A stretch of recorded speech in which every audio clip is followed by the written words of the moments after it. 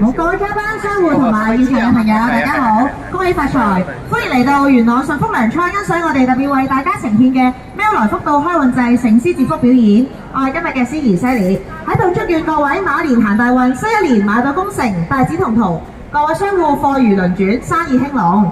咁今日咧係元宵15。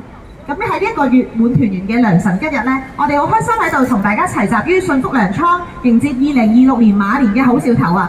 舞獅咧象徵住喜慶豐收、吉祥如意。今日我哋好高興邀請到姜氏金龍醒獅團嘅師傅們，以喜氣洋洋嘅醒獅表演，為大家送上最熱烈、最吉祥嘅新春祝福。喺醒獅表演開始之前呢，我哋首先會進行醒獅點睛同埋掛紅儀式嘅喎。咁為我哋一陣準備嘅醒獅接福表演呢，揭開序幕。咁而家事不宜遲啦，我哋首先恭請3位主禮嘉賓嚟到台前準備先啦。